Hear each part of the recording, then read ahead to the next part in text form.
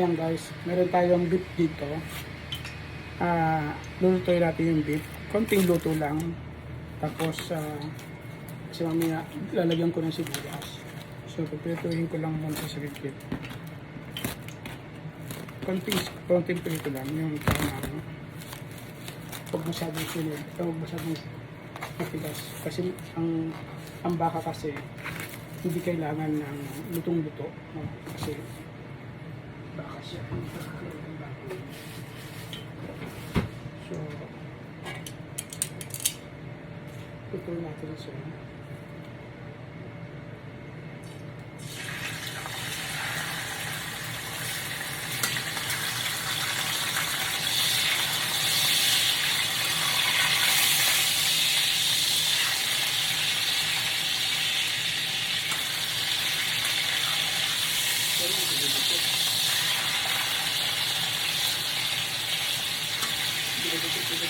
Ako makalapit.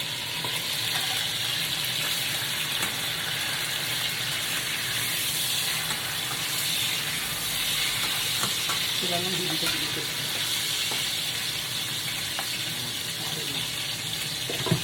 Para maliit.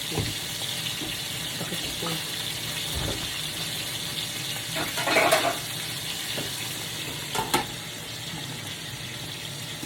Makalapit ito.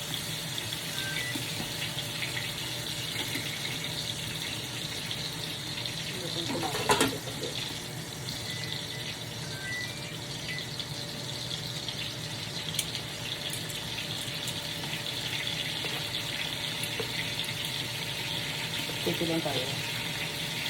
Ito mamaya, lalagyan ko ng sibuyas. At tanda ng kalahating sibuyas.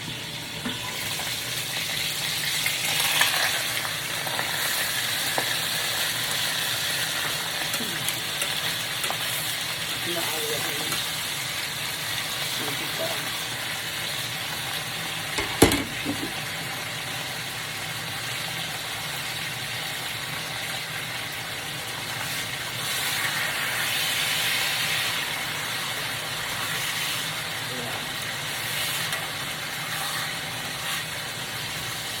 Kailangan dito sa kalalo. Para magalit siya ang matapay.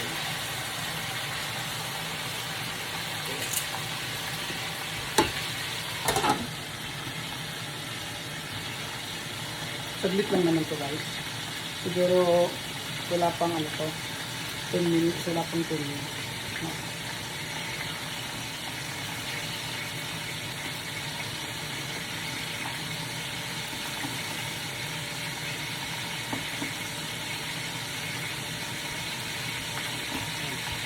Ibagong pangilo po.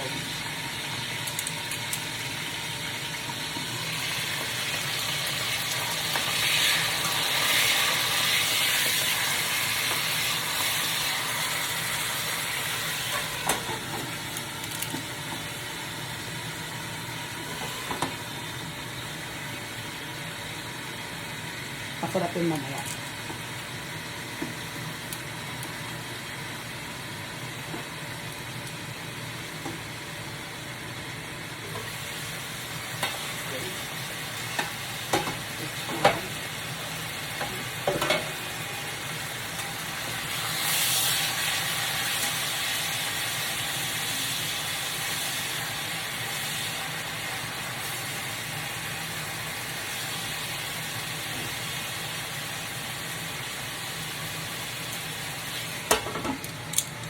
Dalawang baliktad lang okay na yun. Hindi na kailangan ng tatlo apat. Kasi the more na mas luto yung baka, mas kumukunat siya lalo. So kailangan konting luto lang para pag hiniwa mo siya o pinagtuwalayan mo siya o pag kinagat mo siya, malambot siya. Kasi pag na-overcook ang baka, ang kunat lalo pag lumalamig na, makunat na siya. Hindi na siya masarap sa inyo.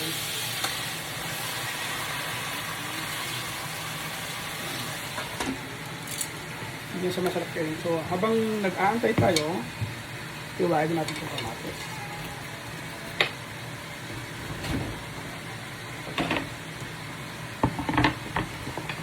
Kamatis.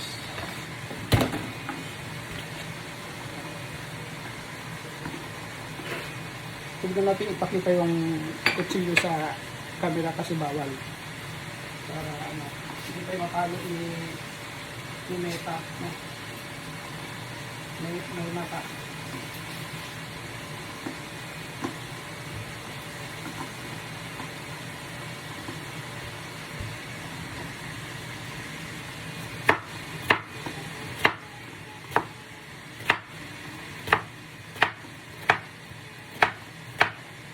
Okay. Yan. Pwede yan. Dalawang hiwa lang. Dalawang cut lang siya. Wait natin. Baka sunog na. Pwede ito. Pwede ito. Ano ko pwede ito pa. Pwede ito pa. Patay na yan. Sandra lang. Gawin.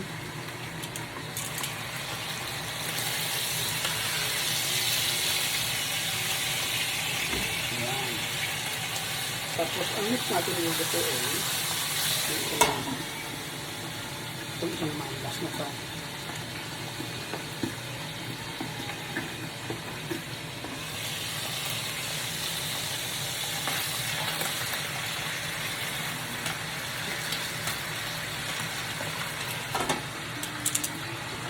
Hugasan natin ito ano natin kasi para walang kalat na maya na.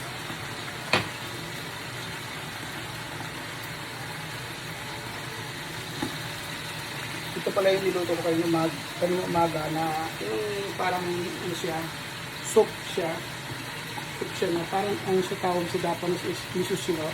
Niluto ko sa kanina umaga.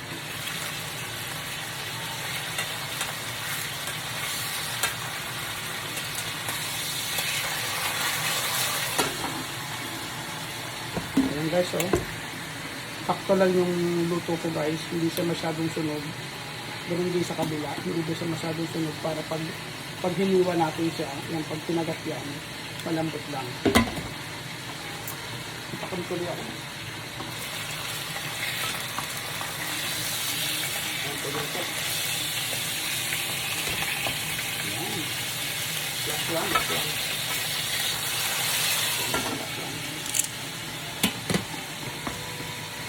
Pagkatapos yan, ano yan, yung sibuyas, konting init ko lang, no, initin ko lang konti yung sibuyas, tapos kain na. Yan.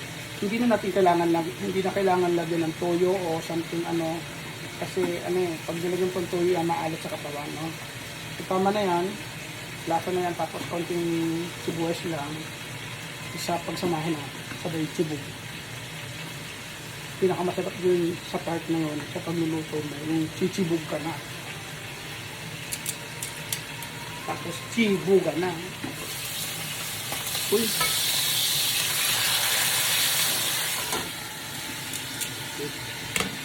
May nag-aantay sa akin ng live sa TikTok. Yung panay-share nila ng live. Mamaya na guys, mamaya na kayong mag-ano. Hindi na muna akong antayin. I'm busy. Busy ang baboy, oh. Tapos mamaya kakain ako. Kain. Nagdilig ako sa likod ng bahay, guys. Kaya pinagtitikman ako ng mga lamok. Naglagay naman ako ng katol na bago ako nagdilig sa likod. Nagsindi na ako ng katol. No? Sinindaan ko tatlong katol yata yung halera. Paglabas ko, pinupog pa rin ako. Pinagtitikman pa rin ako. Grabe talaga. Pati lamok guys, grabe. Pinagnanasaraan talaga ako. So, yun. Hanggang dito na lang guys. Huwag na natin tapusin itong luto na to. Kasi konting luto lang naman yan. So, anyway. Mayroon na tayong 9 minutes and 40 seconds. So, kita-kits na lang sa kain. No? Bibidyoan ko ulit yung kung paano ako kumain naman. Yung mga subo ko, no? Thank you.